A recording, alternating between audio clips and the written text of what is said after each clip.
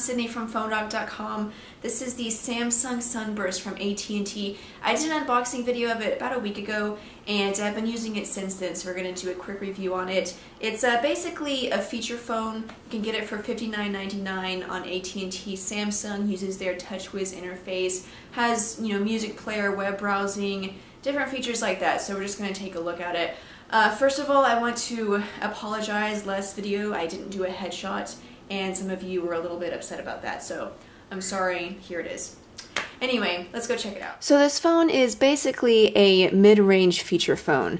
You know, it doesn't have a physical keyboard, so it's not really being marketed as a messaging phone, but it's mostly just a feature phone. It's only $59.99 on contract, so you can see it's inexpensive, but you know, it's nice. It gives you all the features you need. We're going to go through everything, you know, see how it works. First of all, just the build of it. You know, I talked about in the unboxing video how it is fairly small and really thin, really light. It's not like a really sturdy device, but it doesn't feel like, you know, plastic, like it's going to fall apart in your hand. But you know, it's got the chrome metallic finish on the sides here, and you got the volume switch, micro SD card. It doesn't come with a memory card in the box. But it does have the, you know, the micro SD card slot. The phone itself has 189 megs of memory, and it's expandable up to 16 gigabytes with the memory card. Here's the proprietary charging and headphone jack. It doesn't have a 3.5 millimeter, and it's not micro USB. It's proprietary, so that's kind of a bummer. It also has a speakerphone.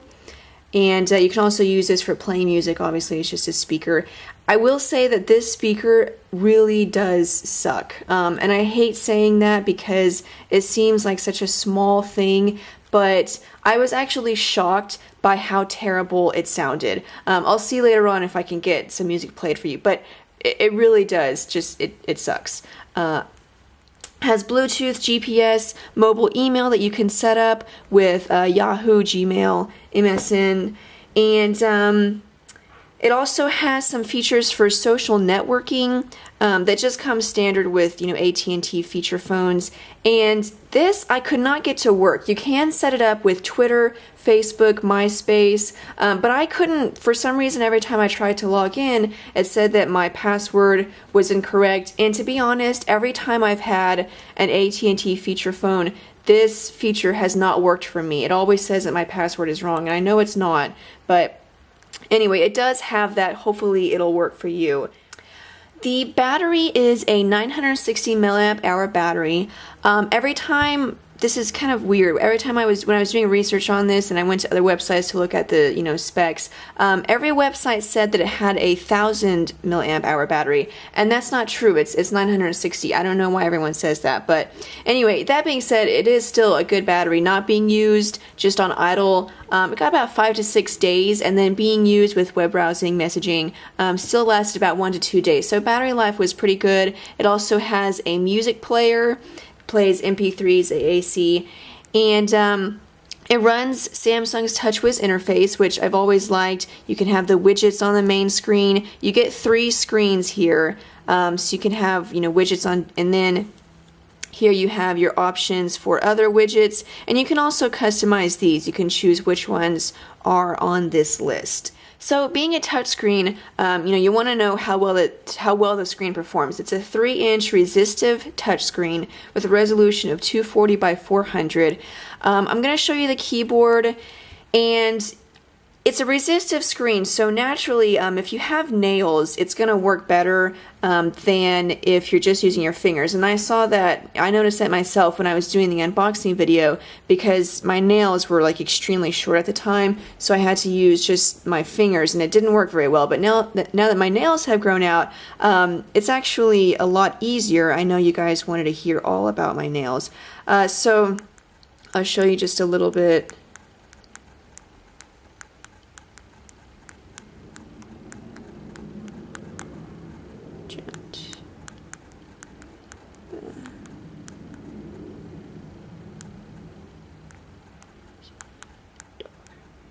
So, you know, you can see that's pretty good. It was pretty easy. You know, again, I'm using my nails. Using just fingers, it's really it's a lot harder. And the space doesn't work too well. Just, you know, regular skin.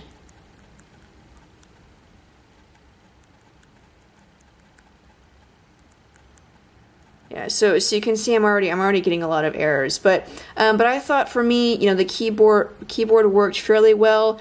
You know, I wasn't like extremely satisfied with it, but I think it's good enough. I think that you'll be able to use it and that you'll be satisfied with it. I did, you know, I was talking about, I'm going to refer back to the unboxing video a lot, but I first mentioned that the screen was kind of sticky and that it was sort of hard to scroll around here, and it did get easier, I think, because I was watching some other videos of, you know, reviews that people had done on this phone, and someone mentioned that it might have just been because of some of the residue left from the protective film cover, that sticky thing that you peel off. It might have just left some sticky stuff on there, which I think is true, because after a while it did get a lot easier to use. So the touch screen is pretty nice. It doesn't have multi-touch, but it does have this really cool zooming feature that I'm going to get to again later on. I have this whole segment of the cool features of this phone, so we're going to get to it. So on to web browsing. It's the web browsing is pretty fast. The first time I tested it, it was really slow, but now it's done pretty well. It's quad-band GSM Edge, so you're going to get basically, you know, 3G Edge speeds. We'll go again to Phone Dog. Oops. Phone Dog. And you can see it. And here is where we're going to get into some of the cool features of the phone. There's a few with the web browser and then a few other ones, but I'm going to start here. And so you can see the load time wasn't too bad. Wait for it to load the rest of the page.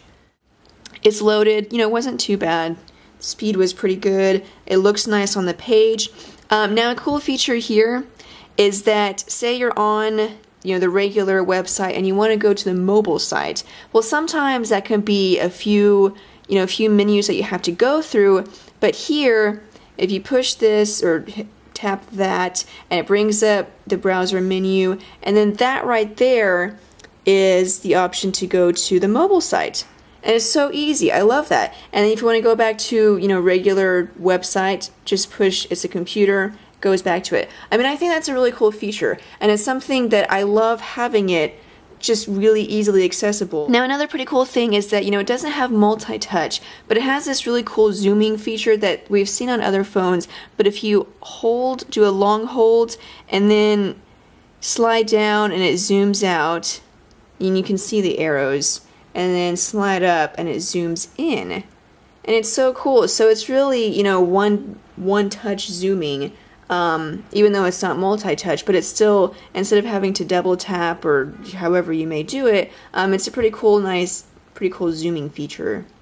There's also this other feature called Smart Unlock, and you can set up different gestures. If you go to the unlock screen, if you go, to the lock screen, you can see I have it set up here, and you can do you can set up these gestures to be different things. So I have this set up to go to my inbox. That gesture unlocks the phone, and then, you know, these are turned off, but you can set those to be different things. So if I'm on this screen, I do the gesture for unlock, and it unlocks it. And it's pretty cool. And then say I'm back on the unlock screen, and I want to go to my inbox. Goes to my inbox. So pretty cool. I think that's a really cool feature. Okay, and then the photo editing features I think are one of the best things about the phone. It's a 2-megapixel camera and it doesn't have a flash, but it really does make up for it in the editing features that it has. If you'll notice, I have a picture that I have the normal picture, and then I have the edited picture. So you can see this is the normal picture. And then I made it look sort of cool and added like a, you know, style to it. I cropped it, you know, so you can tell, I mean, it's actually pretty cool. So I'll show you what you can do, editing. So you can add different effects, filters. You can see all these filters you can add. which is pretty cool. Different styles. You can add all of these. And then you can also, you can resize it, you can crop it, you can, change contrast, color level, flip or rotate it. The coolest, I think, are the filters and the styles that you saw. And, warp, partial blur. So overall, it's an inexpensive phone, $59.99 on contract, and I think you're going to get what you pay for. The web browsing the speeds were, pretty good. You saw how long it took to load, and scrolling through the page was pretty easy. I like the zooming feature. I like having, being able to go to the mobile site pretty easily. The keyboard, I think it was good. I think it's something that you could get used to, because I had been using it for a while, and then I got used to it. So, overall, I think the phone is basically worth what you pay for it. So anyway, if you want any more information on this or any other phone, go check out phonedog.com. Thanks, guys, for watching. I'm Sydney, and I'll see you guys later.